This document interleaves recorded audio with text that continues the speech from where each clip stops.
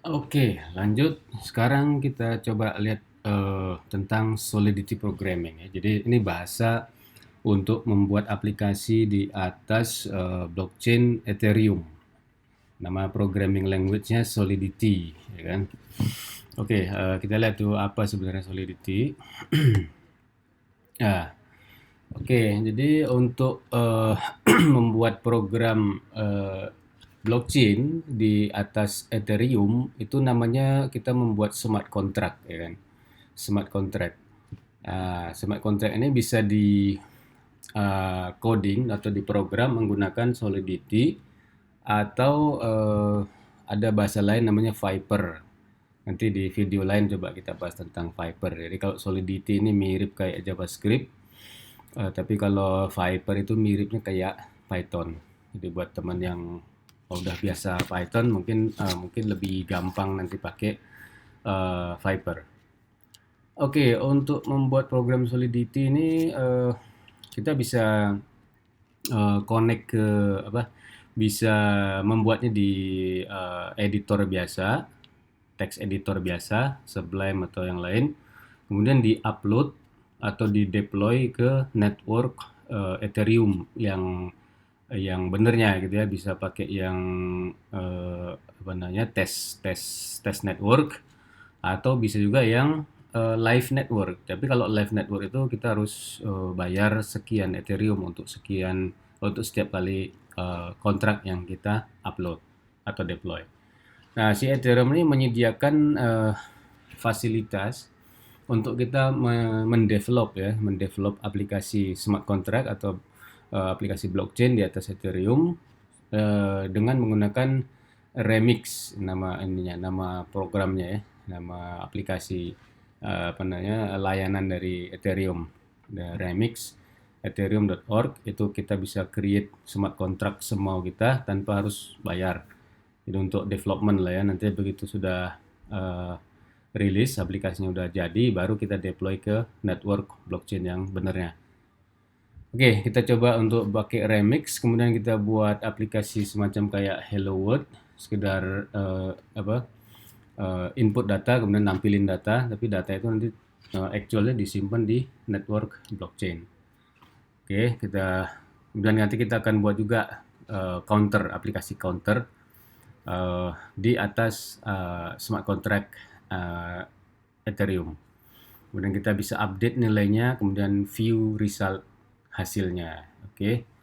Oke, kita langsung aja buka Google Chrome. Google Chrome kita masukkan remix ethereum.org. Oke, ini tampilan remixnya. Ya, ini menu utamanya ya, menu utamanya. Ini homepage-nya. Kemudian kita bisa pilih environment pemrogramannya mau pakai Solidity atau Viper. Nah, di video ini kita coba pakai Solidity dulu. Oke, kemudian di bawah sini ada new file ya. Kita buat file baru. Namanya misalnya hello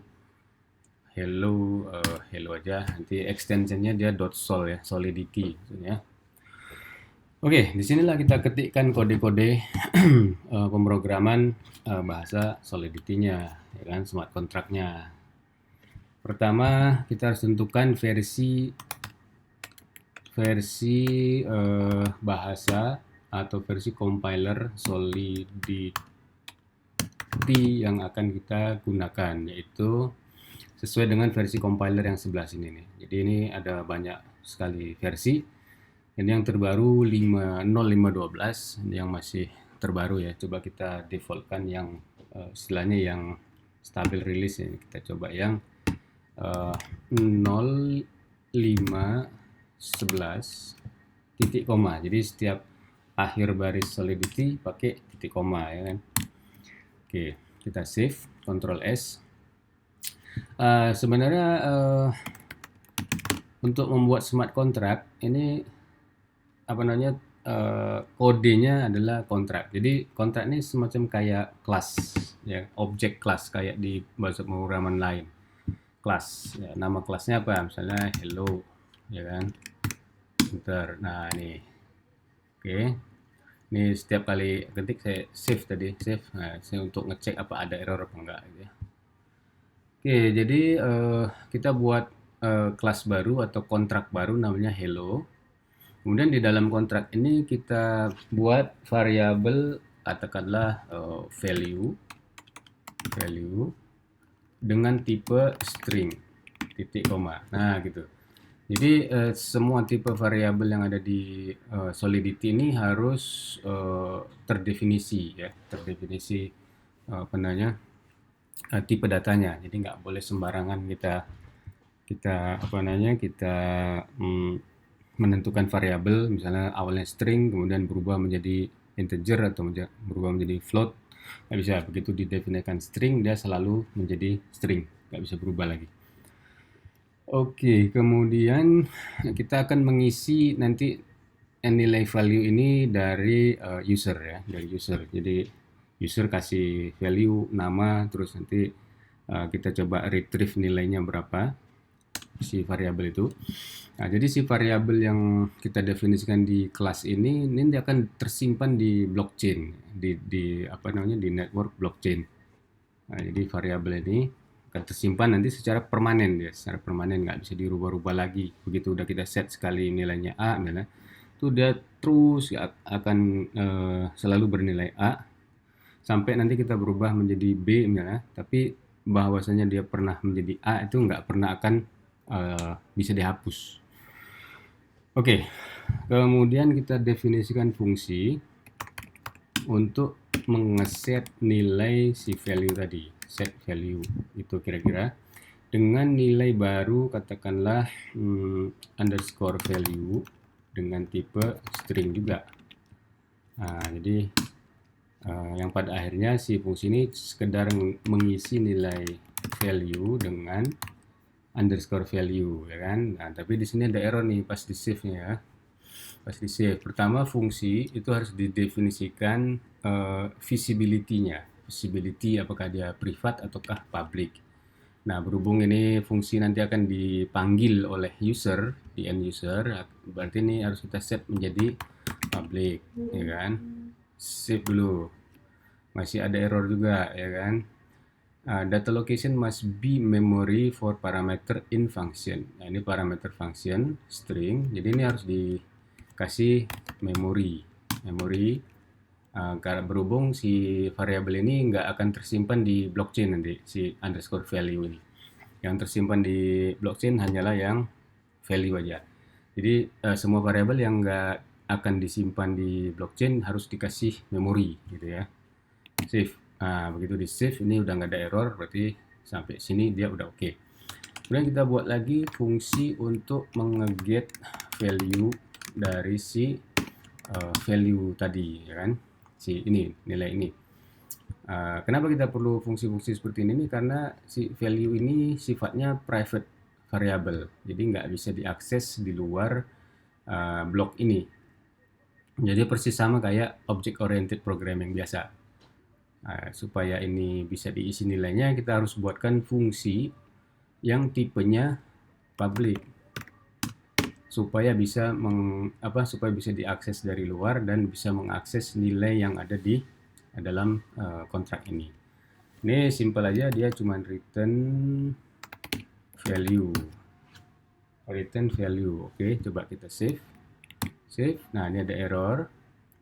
Different number of argument in return statement dan in returns declaration. Nah, jadi ini ada permintaan khusus juga di Solidity bahwasanya kalau sebuah fungsi yang meng-return sebuah value dia harus dikasih public view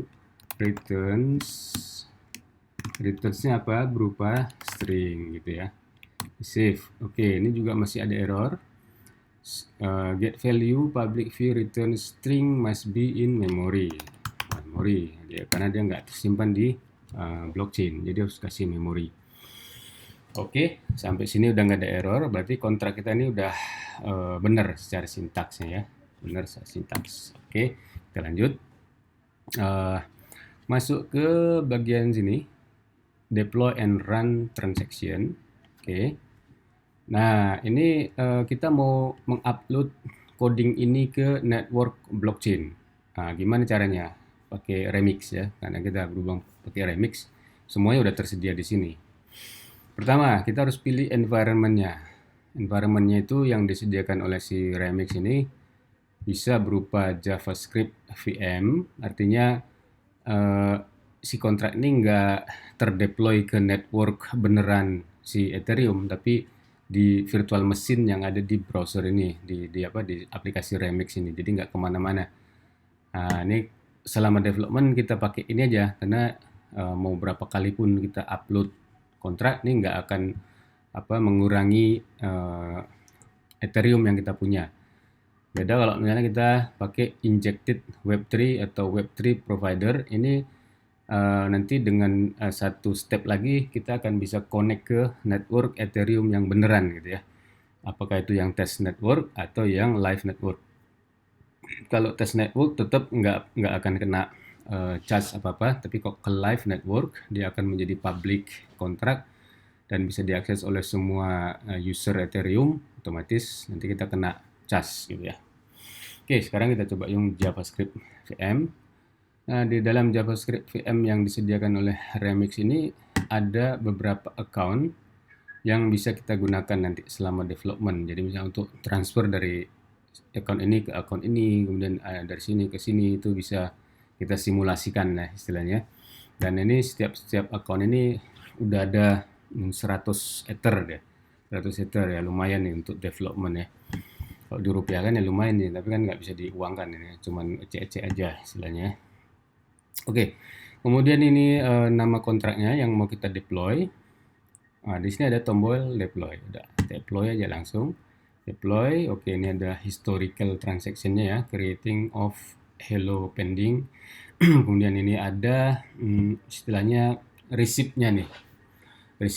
Receipt kita barusan mendeploy ya kan. Nah, ini from ini to hello, hash-nya sekian, inputnya sekian. Inilah apa namanya, bahwa transaksi deploy kita tadi barusan udah berhasil. Kalau ada error nanti dia kasih tahu juga di sini. Oke, kemudian deployed contracts ini adalah kontrak-kontrak yang sudah berhasil kita deploykan barusan. Ini dia. Nah, jadi ketika kita definisikan fungsi set value dengan visibility public, muncul juga di sini dia nih. Langsung muncul di sini nama fungsi yang bertipe atau bervisibility public. Terus get value juga return ada kelihatan juga di sini karena dia sifatnya public. Coba kita ambil klik dulu get value string kosong ya kan, karena kita belum isi nilai si value ini. Tapi ini ada receipt-nya juga. Call to hello get value. Call ini adalah receipt-nya. Ini transaksi terjadi di network blockchain ini. Nah, ini ada istilahnya bukti transaksinya nih, bahwa ini sudah berhasil dieksekusi di network blockchain Ethereum. Sama juga misalnya kita mau set value, nah ini sebagai tanda petik ya, Andi ya. Set value, nah ini ada receipt-nya juga. Get value, ini get value returnnya Andi gitu ya, karena ini nilai value ini sekarang berupa string Andi. Nah, si string Andi ini udah tersimpan di blockchain gitu ya. Jadi bukan di database biasa, tapi di blockchain. Dalam hal ini blockchain VM JavaScript. Oke, set lagi, misalnya Budi, set lagi get value Budi, oke berhasil. Misalnya Dedi, set value get value, oke. Ya, gitu kira-kira cara mendeploy dan membuat smart contract yang cukup sederhana. Kita cuman set value, get value aja. Oke, kita lanjut ke video berikutnya setelah ini.